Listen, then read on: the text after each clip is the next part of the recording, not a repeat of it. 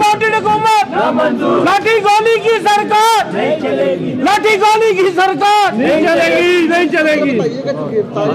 इसको किस तरह देखते हैं? बिस्मिल्लाहिर्रहमानिर्रहीम। देखें जी, ये आवाज़ भागते हो चुके हैं, इनको समझ आ चुका है कि अवाम इनके ख़िलाफ़ हैं और ये जो जुल्म सितम ढा रहे हैं इनके पास इसके अलावा और कोई चारा नहीं है कि जो अवामी नुमाइंदे हैं, जो आवाम की आवाज़ बुलंद करने वाले हैं, जो आवाम के हकूक़ के लिए लड़ने वाले हैं, उनको पाबंद सलासिल किया जाए।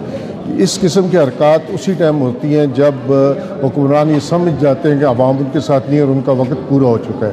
तो मैं समझता हूँ कि इन हथकंडों से न पहले कोई कामयाब हुआ है न आइंदा कोई कामयाब होगा। ये अपनी रुखसती के दिनों को मज़ीद नज़दीक कर रहे हैं इस किस्म की हरकतों से। अच्छा, क्या कहेंगे इस तरह गिरफ्तारी हुई, जिस तरह वो गिरफ्तार किया गया, क्या शेख साहब पे इल्ज़ाम की वजह से इस तरह होगा? नहीं, देखें, शेख साहब तो एक पॉलिटिकल वर्कर हैं, वो तो पिछले 50 साल से पाकिस्तान की सियासत पे और खुसूसन पिंडी की सियासत पे उनका एक गलबा है, उनकी दस्तरत है, अवाम उनके साथ हैं। तो हम तो एक्सपेक्ट इनसे कुछ भी कर सकते हैं। देखें, जो ऐसी हुकूमत है गैर कानूनी है, गैर आइनी है, एक साजिश के तहत मार्ज़ वजूद में आई है, तो उससे कुछ भी एक्सपेक्ट कर सकते हैं। रूल ऑफ लॉ तो है नहीं, तो शेख साहब क्या किसी को किसी टाइम भी उठा सकते हैं, उसमें कोई दो राय नहीं है कि कानून नाम की कोई चीज़ इस वक्त पाकिस्तान में नहीं है। शेख साहब तो अवामी बताया कि शेख साहब नशे की हालत में थे। यार मेरी बात सुनो, नहीं, वो आपने एक मुहावरा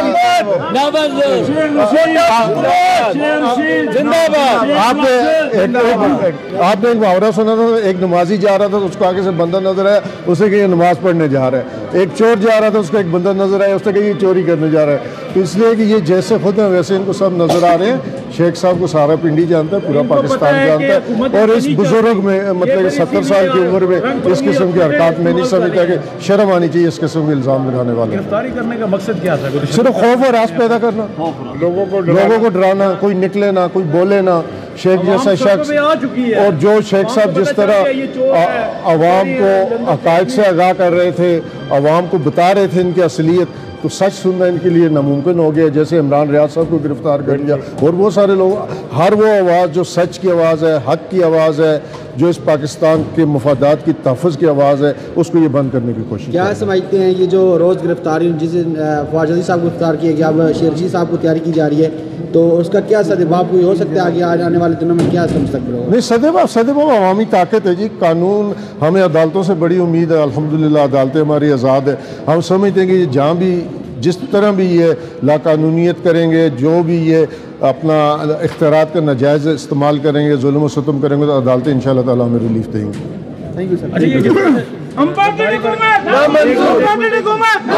लाठी गोली की सरकार नहीं चलेगी, लाठी गोली की सरकार नहीं चलेगी, लाठी गोली की सरकार नहीं चलेगी। शेख साहब के पास कोई सबूत भी थे जरदारी पर इल्जामात की वजह से गिरफ्तार हुए, FIR भी दर्ज हुई? नहीं, देखें, ये नहीं, ये एप्लीकेशन जिस दिन आई है लाल वैली सील हुई है, उसी दिन यहाँ पारा में एप्लीकेशन आई है, और उसके बाद हमने ये इसको लाल वैली में बैठ के डिस्कस किया। ये 150 से 151 की एप्लीकेशन थी, जिसमें आपको पता है कि वो बैठा के राजीनामा करा देते हैं। इसमें FIR वाली कोई ऐसी चीज़ थी नहीं जो एप्लीकेशन पारा में आई थी। ये सिर्फ कह लें कि इनकी दहशतगर्द, ये सियासी दहशतगर्दी है, ये सियासी वर्कर्स को दबाने की नाकाम कोशिश है। तो इसमें तो कोई इल्ज़ाम भी ऐसा नहीं है जो